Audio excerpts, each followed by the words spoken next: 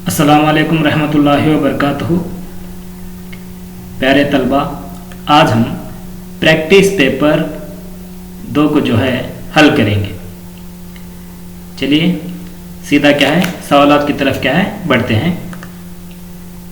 पहला सवाल जो है, बीजापुर के सुल्तानों से 1510 सन ईस्वी में गोवा को इन्होंने क्या है फतह किया और बाद में जो है गोवा पुर्तगालियों का क्या है मरकज़ बनता है।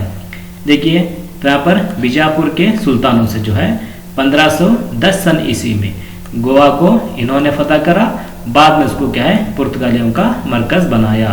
Option A Vasco da Gama, option B Francisco de Almeida, option C Alphonso de Albuquerque, option D Robert Clive.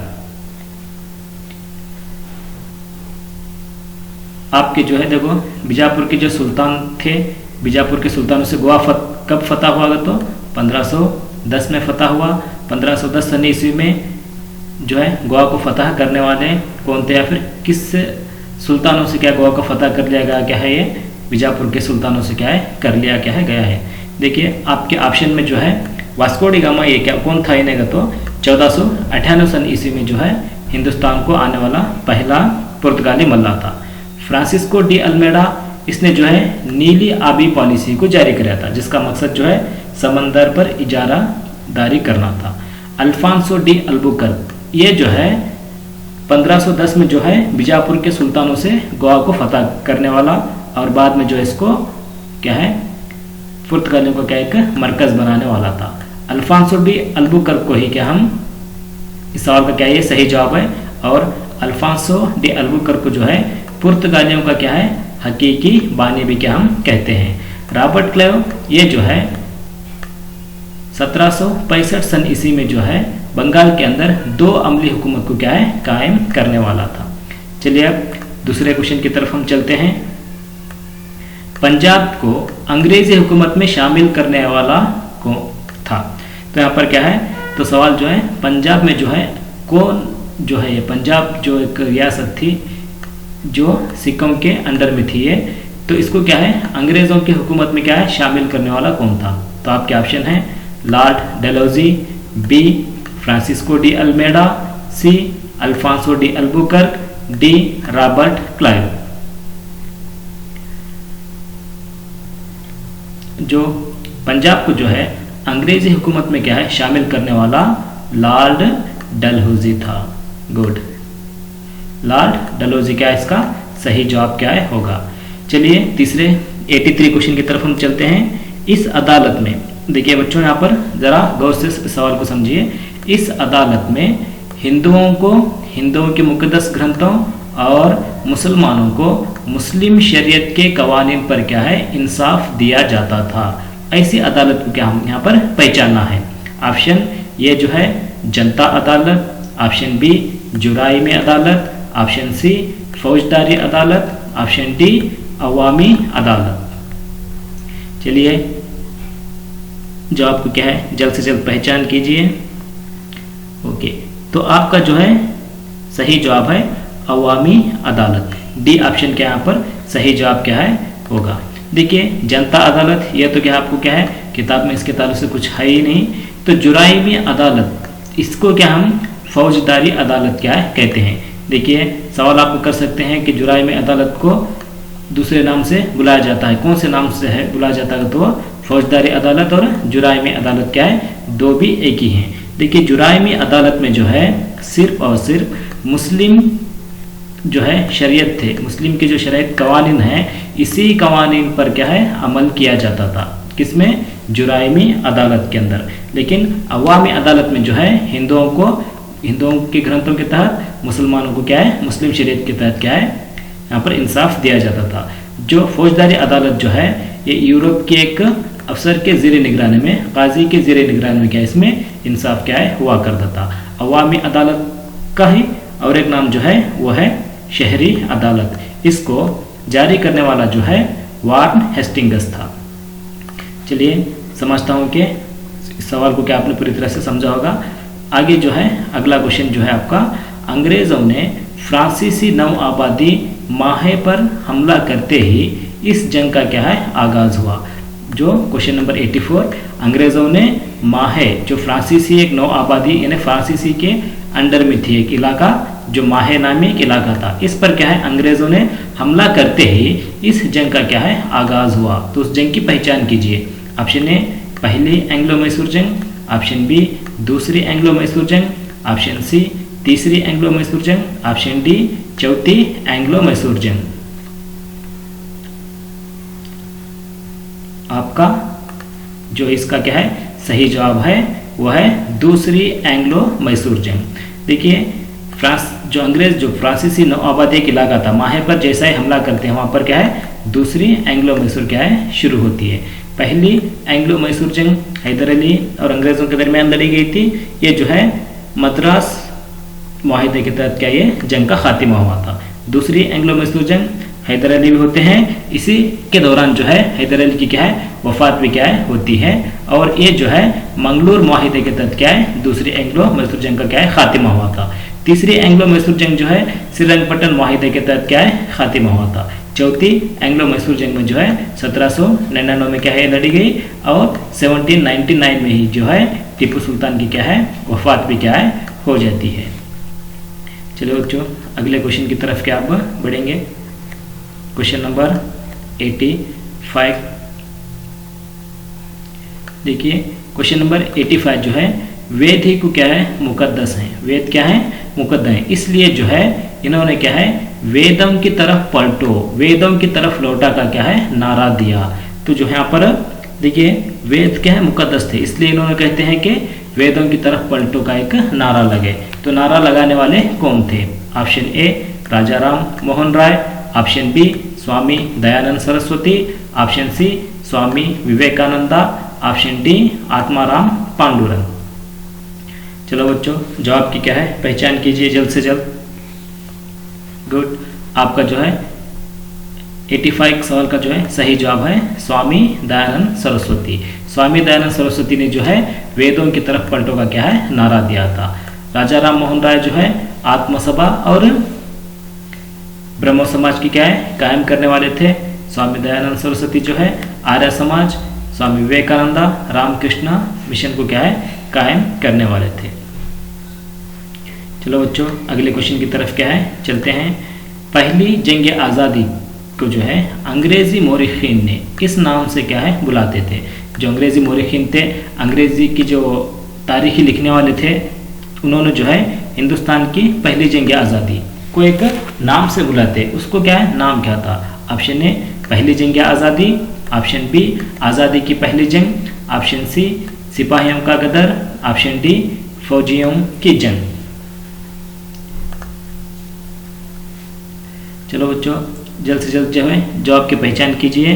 पहली जंग आज़ादी, बी आज़ादी की पहली जंग, सी सिपाहियों का गदर, डी फौजियों की जंग। सही जवाब सिपाहियों का गदर।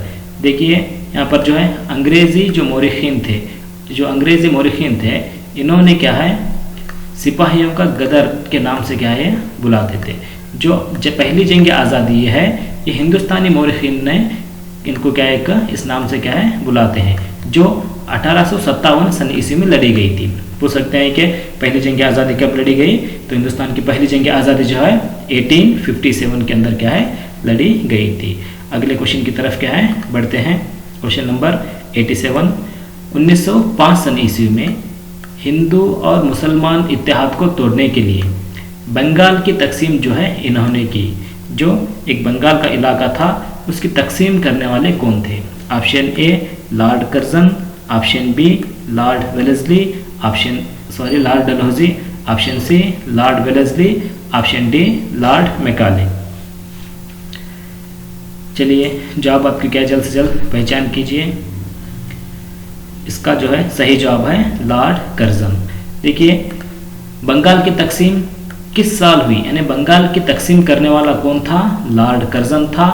बंगाल में जो है लॉर्ड कर्जन बंगाल की तकसीम करने की वजह हिंदू और मुसलमान में क्या है इत्तेहाद को तोड़ने के लिए बंगाल की तकसीम जो है लॉर्ड कर्जन किस साल किएगा, तो 1905 सन ईस्वी में क्या है इन्होंने करते हैं। यहाँ पर लॉर्ड मैकाले जो है देखते हैं इन्होंने जो है तालीम के मुतालिक क्या है अपने मरासिले पेश करे थे, और ये एक विलियम बेंटिक की तरफ से जो है एक गवर्नर भी क्या गवर्नर जो थे ये कानूनी तौर पर क्या इनको एक नामजद भी क्या है किया गया था। चलिए अगले क्वेश्चन की तरफ बढ़ते हैं। महात्मा गांधी जी जो हिंदुस्तान की जो है जिसको हम नेशनल फादर कहते हैं, महात्मा गांधी जी ने जो है इस तहरीक के दौरान करो या मरो का क्या है नारा दिया था। ऑप्शन ए तहरीक अदम ताउन, बी खिलाफत तहरीक, सी सिविल नाफरमानी तहरीक, डी हिंदुस्तान छोड़ दो तहरीक। ओके चलिए आपका जो है इसका सही जवाब जो है हिंदुस्तान छोड़ दो तहरीक। महात्मा गांधी जी ने जो है हिंदुस्तान छोड़ दो तहरीक के दौरान इसमें जो है एक नारा दिया था जिसको हम करो या मरो का क्या है नारा कहते हैं। सवाल कर सकते हैं करो या मरो का नारा देने वाले कौन थे, तो करो या मरो का नारा देने वाले गांधी जी थे। गांधी जी ने जो इस नारे को किस तहरीक के दौरान दिया गया, तो हिंदुस्तान छोड़ दो तहरीक जो है 1942 1942 के अंदर जो है ये तहरीक चलाई गई थी। तहरीक अदम ताउन जो है ये एक अंग्रेज़ों के क्या है जो भी प्रोग्राम थे उससे क्या है खिलाफ करने की एक तहरीक थी। खिलाफत तहरीक इसको जो है अली बरादार ने क्या है शुरू करे थे, जिसको हम मोहम्मद अली और शौकत अली ने क्या है इस तहरीक को क्या है शुरू करे थे। सिविल नाफरमानी तहरीक इसमें जो है गांधी जी ने नमक की जो है बनाकर क्या एक सिविल नाफरमानी तहरीक को क्या है आगाज किया था। चलिए अगले क्वेश्चन की तरफ बढ़ते हैं। इस तहरीक के दौरान प्रिंस ऑफ वेल्स की जो है हिंदुस्तान की आमद की प्रोग्राम पर क्या है मुखालिफत की गई थी। इस तहरीक के दौरान प्रिंस ऑफ वेल्स जो बरतानिया का एक राजा था उसकी जो है आमद के प्रोग्राम पर क्या यहाँ पर हिंदुस्तान की में जो है इस तहरीक की क्या है मुखालिफत की गई थी।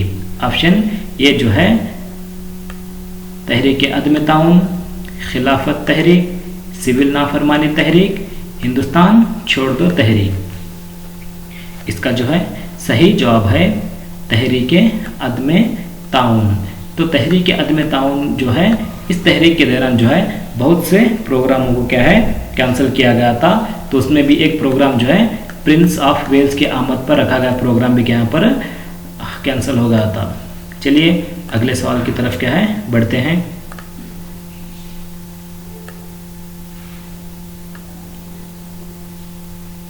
क्वेश्चन नंबर 90 इस तरह है। 1952 सन ईस्वी में जो है आंध्र महासभा की जेर निगरानी में आंध्र प्रदेश की तश्कील के लिए 58 दिनों तक 58 दिनों तक जो है लगातार भूख हड़ताल करते हुए वफात पाने वाले थे। तो इसमें जो है कौन ऐसे शख्स हैं जो है आंध्र प्रदेश की तश्कील के लिए जो है 58 दिनों तक क्या है भूख हड़ताल कर कर क्या है वफात पा गए थे। Option A S Nanjundaswamy, option B Chandi Prasad Bhatt, option C Potti Sriramulu, option D Fazal Ali. चलिए बच्चों ऑप्शन और एक देख लिए, एस नंजुंडप्पा स्वामी, चंडी प्रसाद भट्ट, पट्टी श्रीरामुलु, फजल अली। गुड, इसका जो है सही जवाब है सी पट्टी श्रीरामुलु। देखिए तो सवाल कर सकते हैं कि आंध्रा की तश्कील में जो है कोशिश करने वाली शख्सियत जो है पट्टी श्रीरामुलु है। पट्टी श्रीरामुलु ने कितने दिनों तक भूख हड़ताल की थी 58 दिनों तक। पट्टी श्रीरामुलु ने जो है किसके जेर निगरानी में जो 58 दिनों तक क्या है आंध्रा प्रदेश की तश्कील के लिए क्या है भूख हड़ताल की थी। आंध्रा महासभा के किस साल पूछा गया, तो 1952 के अंदर। तो इस तरह जो है आंध्र प्रदेश रियासत की जो है फजल अली कमीशन के तहत जो है 1953 में क्या है फजल अली कमीशन के तहत 1953 सन ईस्वी में जो है आंध्र प्रदेश रियासत की क्या है वजूद में आता है। ये आंध्र प्रदेश जो है हिंदुस्तान की पहली रियासत है जो जुबान यानी लिसानी बुनियाद पर क्या है तकसीम होने वाली क्या ये पहली रियासत भी थी। चलिए बच्चों आगे क्वेश्चन की तरफ बढ़ते हैं। क्वेश्चन नंबर 91, मजहब के नाम पर एक जामिया समाज की क्या है तकसीम करना। देखिए मजहब के नाम पर एक जामिया समाज की क्या है तकसीम करना, एक जामिया समाज की तकसीम करने की क्या है कहलाता है, क्या कहलाता है ये। देखिए ऑप्शन ए फिरकावारियत, ऑप्शन बी इलाकायत, ऑप्शन सी जिनसी गैर मसावत, ऑप्शन डी रिश्वत खोरी। इसका जो है सही जवाब जो है फिरका वारियत या फिरका परस्ती। फिरका वारियत, फिरका परस्त जो है मजहब के नाम पर जो है लोगों को क्या है आपस में क्या है लड़ाना क्या है होता है। इलाकायत जो है अपने खुद के इलाके से बहुत ज़्यादा मोहब्बत करना, यानी वालाहाना मोहब्बत करना है इलाकायत कहलाता है। जिनसी गैर मसावत, मर्द और औरतों में क्या है फ़र्क करना। रिश्वतखोरी, गैर कानूनी तरीके से क्या है आमदनी को कमाना है क्या है रिश्वतखोरी कहलाता है। चलिए बच्चों अगले क्वेश्चन की तरफ बढ़ते हैं। क्वेश्चन नंबर 92, पंचशील के उसूलों पर दस्तखत करने वाले लीडरान कौन थे। देखिए ये पंचशील के जो उसूल थे, ये उसूल तो जो है इस पर दस्तखत करने वाले लीडरान को क्या है पूछा गया है। ऑप्शन ए जवाहरलाल नेहरू और Shanghai, option B Sardar Vallabh भाई पटेल और चोइन लाई, ऑप्शन सी अंबेडकर चोइन लाई, ऑप्शन डी जवाहरलाल नेहरू और चोइन लाई। ये जो है पंचशील के जो उसूल है ये हिंदुस्तान और मुल्क चीन के दरमियान क्या है तय पाया गया एक मुआहिदा था। चलिए इसका जो है सही जवाब जो है जवाहरलाल नेहरू और चोइन लाई, जो 1954 सन ईस्वी में 1954 में क्या है ये मुआहिदा क्या है तय पाया था। किन दो ममालिक के दरमियान अगर पूछा गया तो हिंदुस्तान और चीन के दरमियान, ईयर 1954, जवाहरलाल नेहरू और चोइन लाई। जवाहरलाल नेहरू को क्या हम खारजा पॉलिसी के मेहमान भी कहते हैं और हिंदुस्तान के क्या थे पहले वजीर आजम भी थे। चलिए अगले क्वेश्चन की तरफ क्या है बढ़ते हैं। क्वेश्चन 93, 1971 सन ईस्वी में 20 साल अमन और इत्तेहादी मुआहिदा इन दो ममालिक के दरमियान जो है तय पाया था। जो क्या है एक 1971 में जो है 20 सालों के लिए एक अमन और इत्तेहादी मुआहिदा क्या है तय पाया था, वो इन ममालिक के दरमियान था। ऑप्शन ए हिंदुस्तान और चीन, ऑप्शन बी हिंदुस्तान और पाकिस्तान, ऑप्शन सी हिंदुस्तान और रूस, ऑप्शन डी हिंदुस्तान और अमेरिका। चलिए बच्चों जल्द से जल्द अपने जवाब को क्या है कमेंट्स में लिखिए। इसका जो है सही जवाब जो है वो ऑप्शन सी हिंदुस्तान और रूस के दरमियान। और रूस जो है 1961 में जब चीन जो हिंदुस्तान पर हमला किया था वो सब क्या है हिंदुस्तान की मदद की थी। गोवा की आज़ादी में जो है मदद करता है रूस, और भिलाई और बोकारो जैसे क्या है कारखाने बनाने में भी क्या है हिंदुस्तान की जो है रूस ने क्या है बहुत ही मदद की थी। चीन जो है अरुणाचल प्रदेश को जो है अपना कहकर क्या है दावा करने वाला एक मुल्क है। पाकिस्तान जो है कश्मीर को रियासत को अपना मानता है। हिंदुस्तान और अमेरिका के दरमियान जो यहाँ पर जमहूरी तर्ज के क्या हम ताल्लुकात को देख सकते हैं। चलिए बच्चों अब अगले क्वेश्चंस की तरफ क्या है चलते हैं। क्वेश्चन नंबर 94, हिंदुस्तानी दस्तूर के इस हिस्से में जो है बुनियादी हुकूक के मुतालिक बयान किया गया है। देखो बच्चों यहाँ पर हिंदुस्तानी दस्तूर, हमारा जो दस्तूर है इसमें जो है कौन से हिस्से के अंदर क्या है बुनियादी हुकूक के मुतालिक क्या है बयान किया गया है। ऑप्शन ए पहला हिस्सा, ऑप्शन बी दूसरा हिस्सा, ऑप्शन सी तीसरा हिस्सा, ऑप्शन डी जो है चौथा हिस्सा। चलिए बच्चों जल्द से जल्द क्या है अपने जवाब की क्या है कमेंट्स में बताइए जल्द से जल्द। ओके गुड, आपका सही जवाब जो है तीसरे हिस्से के अंदर बुनियादी हुकूक जो है वो 6 बुनियादी हुकूक हमारे हिंदुस्तान में हम देखते हैं जो तीसरे हिस्से के हैं। यहाँ पर जो है दफ़ा नंबर 12 से लेकर दफ़ा 35 तक 35 दफ़ा तक जो है बुनियादी हुकूक के मुतालिक क्या है बयान किया गया है। अगर हिस्सा है तो तीसरा हिस्सा दफ़ा 12 से लेकर 35। देखिए पहला हिस्सा जो है रियासत और मरकज़ी के नाम से या फिर रियासत के सरहदों के ताल्लुक से होता है। दूसरा हिस्सा जो है ये शहरियत जो हमें शहरी जो मिलती है सिटीजनशिप के ताल्लुक से बताता है। चौथा हिस्सा जो है रियासती रहनुमाई उसूल। देखिए बच्चों ये आपके सिलेबस में भी याद रखिए, रियासती रहनुमाई उसूल जो है वो चौथे हिस्से के अंदर आते हैं। तीसरे हिस्से में क्या है बुनियादी हुकूक क्या है आते हैं। चलिए आप जो है अगले क्वेश्चन की तरफ चलते हैं। सलामती काउंसिल के 5 मुस्तकिल मेंबरान यानी परमानेंट जो ममालिक हैं उन ममालिक जो है नीचे दिए गए हैं, उन ममालिक की सही ग्रुप की क्या है पहचान कीजिए। याद रखिए सलामती काउंसिल के 5 मुस्तकिल मेंबर हैं। पूछे अगर सवाल कर सकते हैं कि सलामती काउंसिल के कितने मुस्तकिल यानी परमानेंट मेंबर हैं तो 5 हैं, तो उनकी क्या है पहचान कीजिए। ऑप्शन ये जो है अमेरिका, रूस, बरतानिया, फ्रांस और चीन। ऑप्शन बी अमेरिका, रूस, बरतानिया, France, Hindustan. Option C America, रूस, पाकिस्तान, फ्रांस, चीन। ऑप्शन डी अमेरिका, नेपाल, बर्तानिया, फ्रांस और चीन। चलिए बच्चों, ये ज़रा क्वेश्चंस क्या है, मुश्किल है, लेकिन फिर भी क्या है, अगर आपने सही तरीके से पढ़ाई की है तो ये बहुत ही क्या है, सिंपल और आसान होगा। ओके, चलिए आपका सही जवाब जो है ऑप्शन ये क्या है, सही जवाब है अमेरिका, रूस, बर्तानिया, फ्रांस और चीन। देखिए इसमें जो है हिंदुस्तान अब तक क्या है, परमानेंट मुल्क नहीं है सलामती काउंसिल का, ना ही क्या है पाकिस्तान है और ना ही जो है नेपाल। बाकी के जो है इसमें भी 4 मुल्क जो है परमानेंट है, लेकिन ये मुल्क एक मुल्क हिंदुस्तान नहीं है, पाकिस्तान, नेपाल क्या है, ये सलामती काउंसिल में क्या है, परमानेंट मुल्क अब तक नहीं है। तो आपका सही जवाब है अमेरिका, रूस, बर्तानिया, फ्रांस और चीन। इसको आसान तरीके से जो आप एक कोड के तरीके से याद रख सकते हैं, FACER,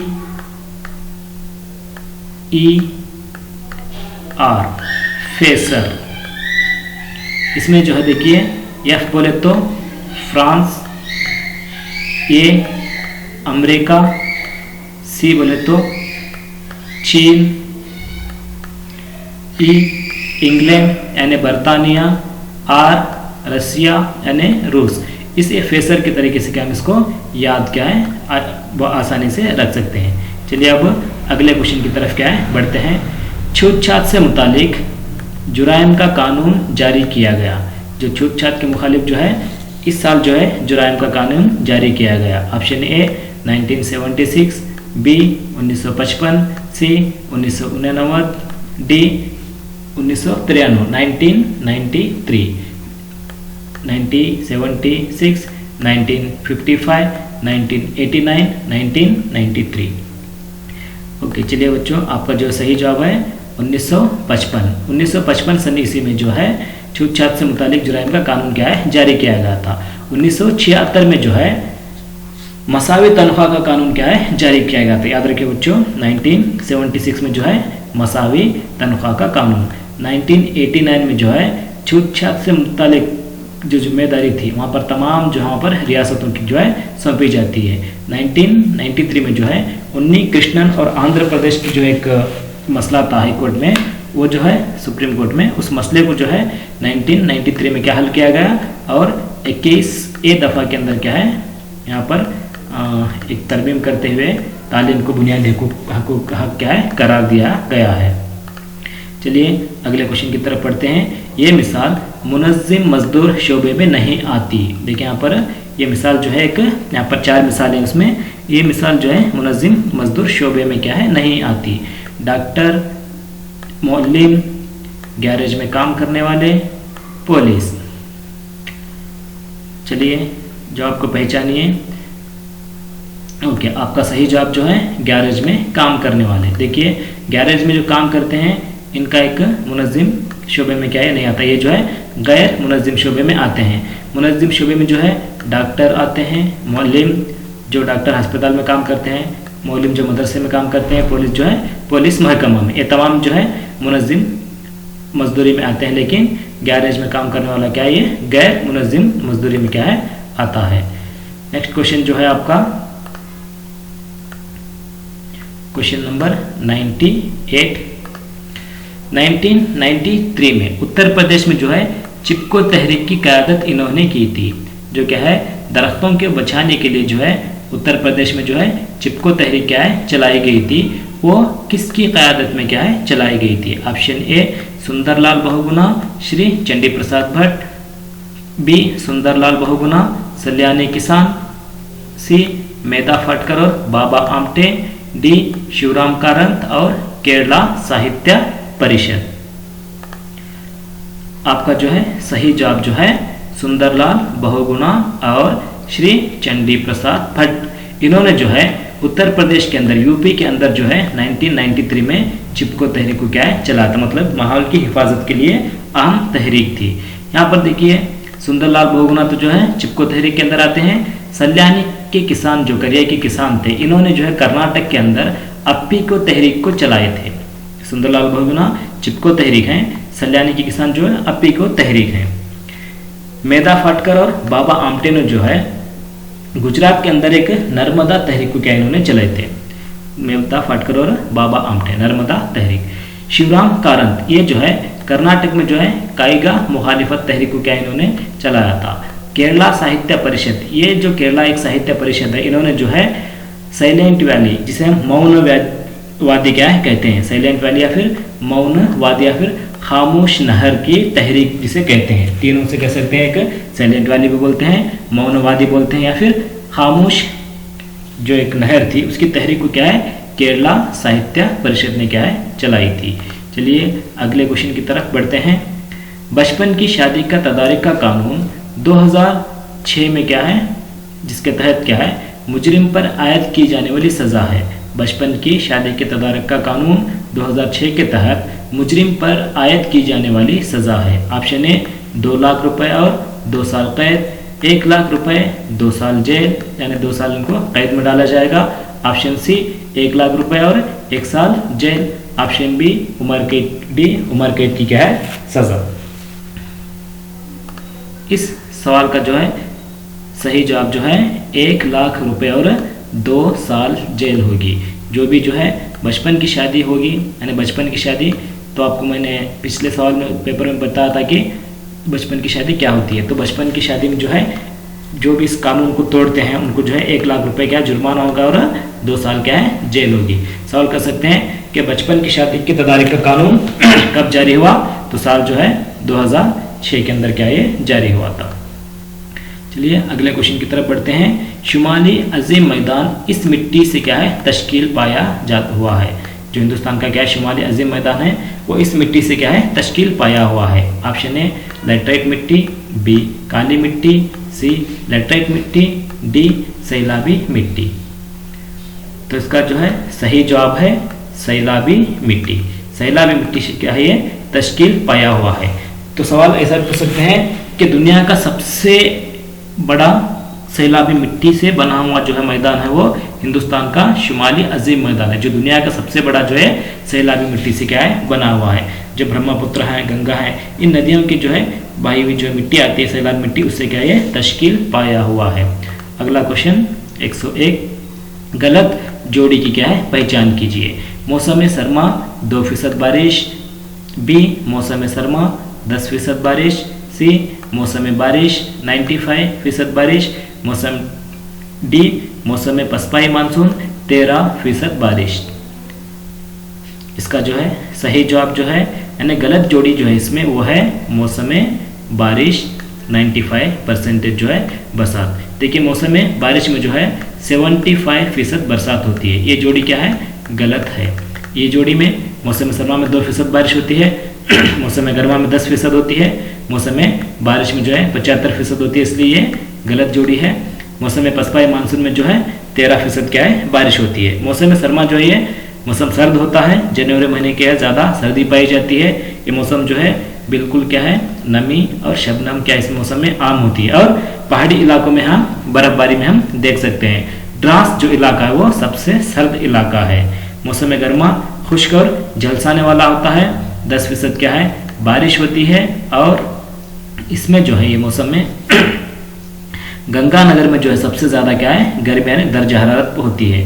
मौसम बारिश में जो है 75% बारिश होती है। इसको हम जुनूब मगरबी मानसूनी मौसम भी क्या है कहते हैं। इसके जो है 2 शाखें हैं, एक बहरे अरब और खलीज बंगाल की क्या है शाख है।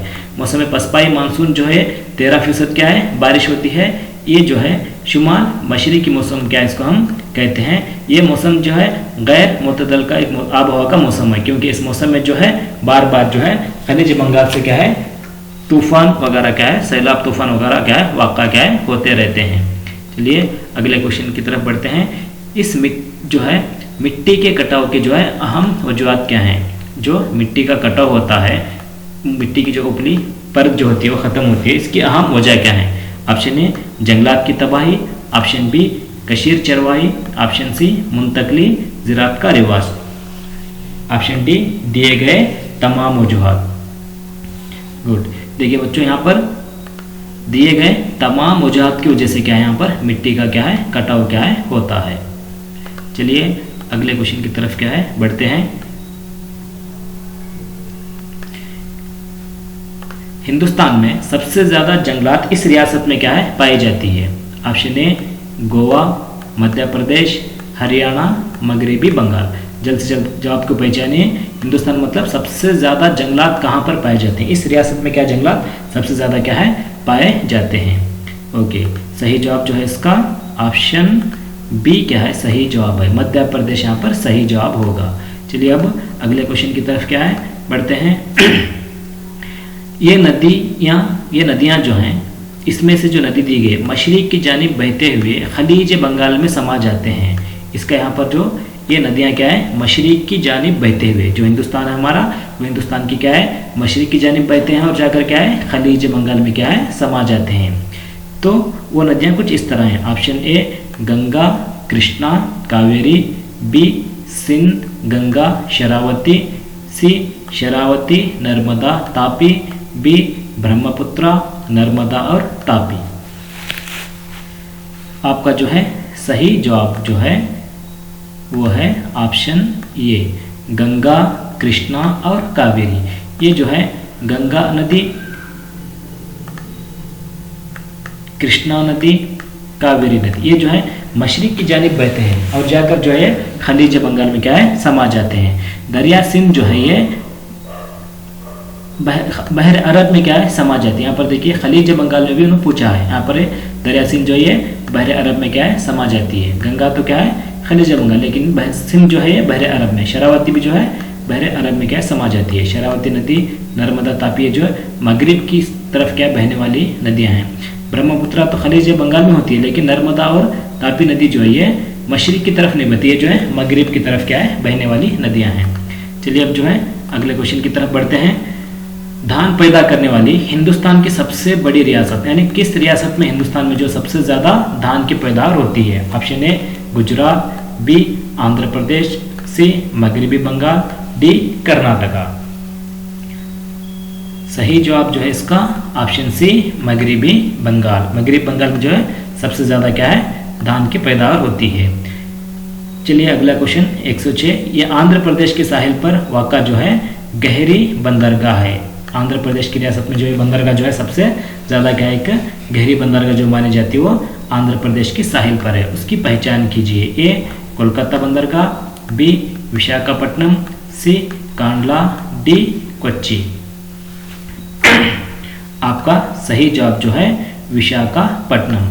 विशाखापट्टनम जो है आंध्र प्रदेश के साहिल पर पाई जाती है और ये गहरी बंदरगाह है। कोलकाता जो है मगरबी बंगाल में क्या है पाई जाने वाली एक बंदरगाह है जो हुगली नदी के किनारे पर आती है और इसको हम चाय की बंदरगाह भी क्या है कहते हैं। कांडला जो है ये गुजरात रियासत में आती है, कोच्चि केरला और इसको क्या है बहर अरब की मलिका भी क्या है इसको कहते हैं। चलिए अगला क्वेश्चन। सरदार वल्लभ भाई पटेल बैनुल अक़वामी हवाई अड्डा का मुकाम कौन सा है। सरदार वल्लभ भाई पटेल बैनुल अक़वामी हवाई अड्डा। Option A Bengaluru, B Hyderabad, C Amritsar, D Ahmedabad. चलिए इसका जो है सही जवाब जो है डी अहमदाबाद। चलिए बच्चों अगले क्वेश्चन की तरफ क्या है बढ़ते हैं। क्वेश्चन नंबर 108 पर देखिए पारचा बाने की सनत यानी कपास की सनत जो है एक सनत है। किस किस्म की सनत है ये। जंगलात पर मबनी सनत है, ज़राअत पर मबनी सनत है, कुदरती सनत है या मादनियात पर मबनी क्या है सनत है। पारचा बनाने कपास की सनत, जंगलात, ज़राअत, कुदरती या फिर मादनियात। चलिए इसका जो सही जवाब है वो है ज़राअत, क्योंकि कपास क्या एक ज़राअती फसल है, इसको हम उगाते हैं जो है, इसलिए जो है ज़राअत पर मबनी क्या है सनत होती है। कागज़ की सनत जो है वो जंगलात पर मबनी सनत है, मादनियात पर मबनी सनत जो है लोहे वगैरह की सनत जो है मादनियात पर मबनी क्या है सनतें क्या है होती हैं। चलिए अब जो है अगले क्वेश्चन की तरफ बढ़ते हैं। ये हिंदुस्तान में सबसे कम जलजले के शिद्दत वाला हल्का है। मतलब हिंदुस्तान में क्या है 3 हल्के को क्या हम जलजलों में तकसीम करते हैं। जो जलजले के हल्के हैं वो 3 हल्कों में क्या है तकसीम किए हुए हैं।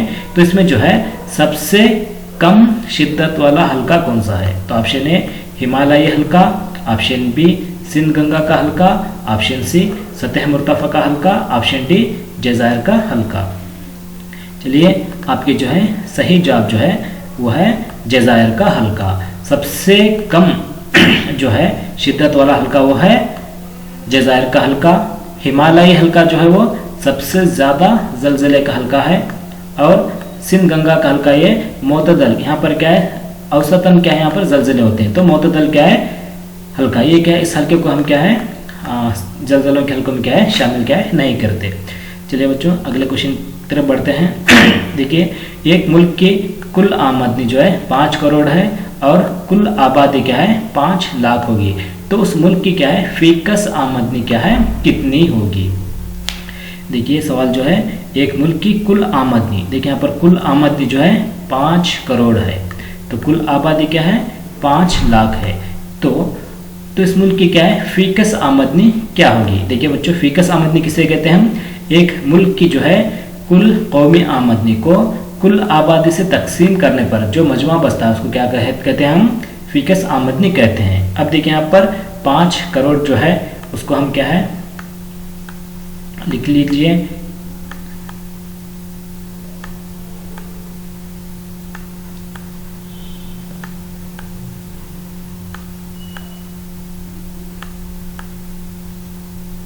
जो ये 5 करोड़ जो है कुल आमदनी, देखिए तो फिकस आमदनी का मतलब वही है कुल आमदनी को क्या करा कुल आबादी से मतलब 5 लाख से क्या है यहाँ पर तकसीम करना है।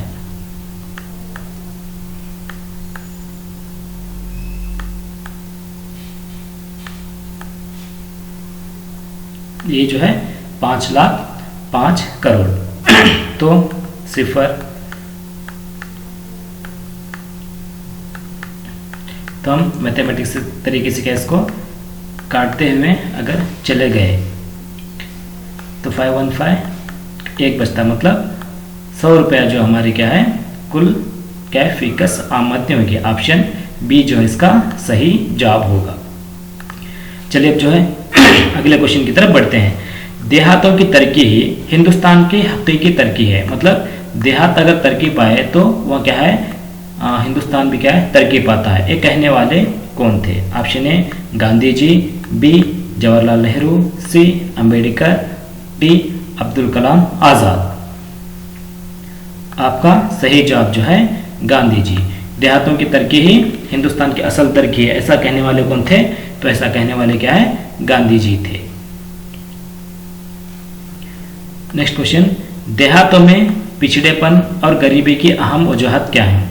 जो देहात हैं उसमें क्या है पिछड़ेपन यानी ज़्यादा देहात क्या है पीछे रह रहे हैं और वहाँ पर लोग क्या ज़्यादा गरीब हैं, इसकी अहम वजह क्या है। ऑप्शन ए ज़राअत की पसमानदगी, ऑप्शन बी आबादी में इजाफा, ऑप्शन सी बड़ी सनतों की पसमानदगी, ऑप्शन डी महारती तालीम की कमी। इसका सही जवाब जो है ज़राअत की पसमानदगी। ज़राअत में क्या है पूरी तरह से पिछड़ापन, ज़राअत में क्या है कमी आने की वजह से क्या है देहातों की हालत क्या है बेहद क्या है खराब हो चुकी है। अगले क्वेश्चन की तरफ चलिए बढ़ते हैं।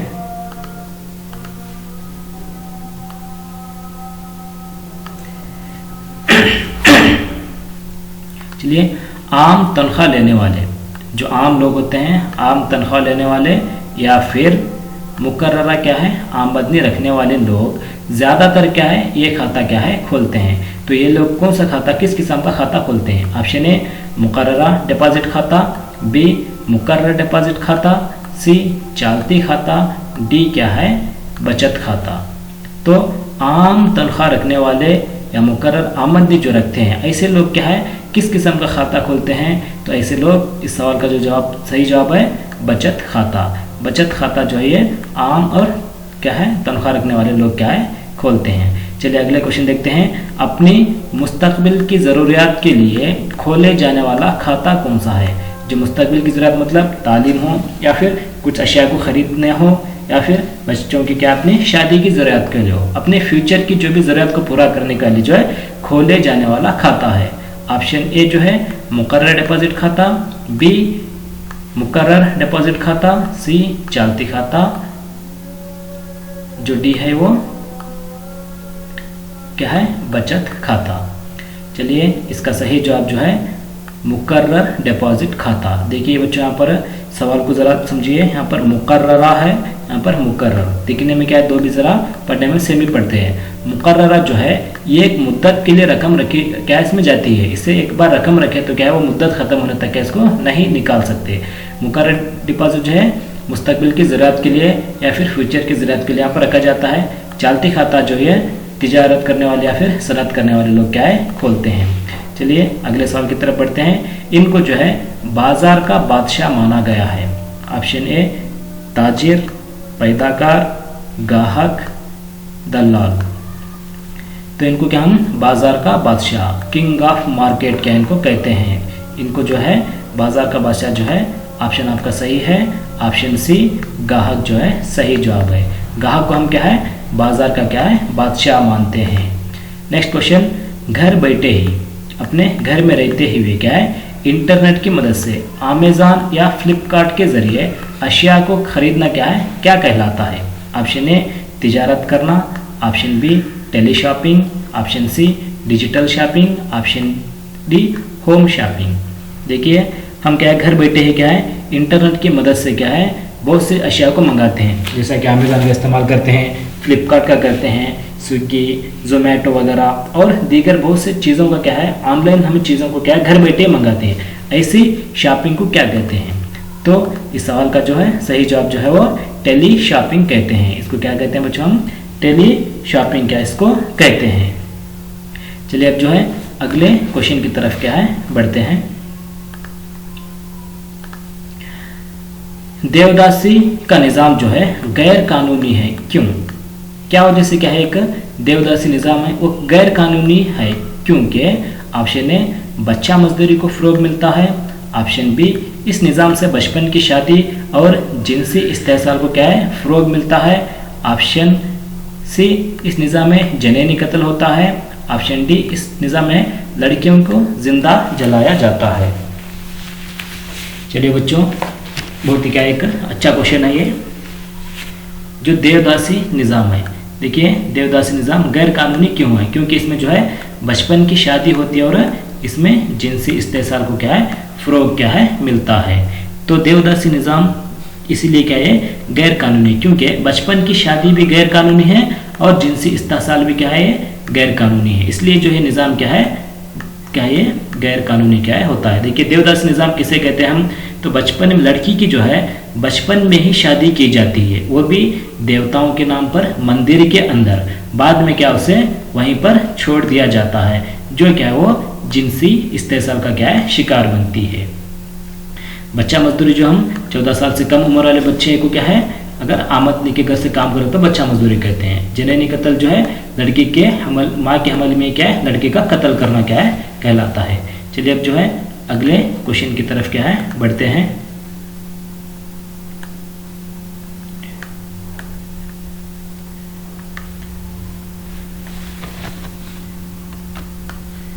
आपका अगला क्वेश्चन कुछ इस तरह है, ये असबाब ख़वातीन की जो है मुकाम की राहों को क्या है कमज़ोर बना रही हैं। इसमें क्या है ये कौन से असबाब हैं जो ख़वातीन हैं जो औरतें हैं इनके मुकाम की राहों को क्या है कमज़ोर क्या है बना रहे हैं। ऑप्शन ए जो है समाजी पॉलिसियाँ, बी गरीबी, सी नौखंदगी, डी दिए गए तमाम। ये दो देखिए गरीबी, समाजी पॉलिसियाँ, नौखंदगी ये तमाम भी जो है ये क्या है ख़वातीन की मुकाम की राहों को क्या है कमज़ोर करती हैं, इसलिए इसका जवाब सही जवाब क्या है डी जो है इसका सही जवाब है। चलिए अब जो है अगले क्वेश्चन की तरफ बढ़ते हैं। हिंदुस्तान में तुर्कों की हिमायत में 1919 में अली बरादरान यानी मोहम्मद अली और शौकत अली ने इस तहरीक का आगाज़ किया था। जो तुर्की के अंदर क्या है जो वहाँ के जो इमाम थे, तुर्की के जो भी मौलवी थे, उन जो क्या वहाँ पर अंग्रेज़ों ने क्या उनकी बेहरमती करते हैं, जिसकी वजह से क्या है तुर्की की हिमायत करते हुए क्या हिंदुस्तान में 1919 में अली बरादर यानी मोहम्मद अली और शौकत अली ने क्या है एक तहरीक चलाए थे। वो तहरीक कौन सी थी? ऑप्शन ए खिलाफत तहरीक, ऑप्शन बी अदम ताउन तहरीक, ऑप्शन सी सिविल नाफरमानी तहरीक, ऑप्शन डी हिंदुस्तान छोड़ दो तहरीक। चलिए बच्चों आखिरी सवाल का जो है सही जवाब है खिलाफत तहरीक। खिलाफत तहरीक जो है मोहम्मद अली शौकत अली ने अली बरादरान ने क्या है चलाई हुई एक तहरीक थी। तहरीक जो है अगले जो तहरीकें हैं, हिंदुस्तान छोड़ दो तहरीक हो, सिविल नाफरमानी तहरीक हो या फिर अदम ताउन तहरीक, इसको जो है ये तीनों तहरीकों के क्या है, गांधी जी ने क्या इन तहरीकों को क्या है आगाज़ किया था। लेकिन खिलाफत तहरीकों को है अली बरादरान मोहम्मद अली और शौकत अली ने क्या है शुरुआत की थी। चलिए बच्चों, उम्मीद करता हूँ कि आपको क्या ये सवाली पर्चा समझ में आया होगा। अल्लाह से बस यही दुआ करता हूँ कि आप तमाम क्या है अच्छे नंबरात लेकर क्या है कामयाबी हासिल करें। जज़ाकल्लाहु खैरा।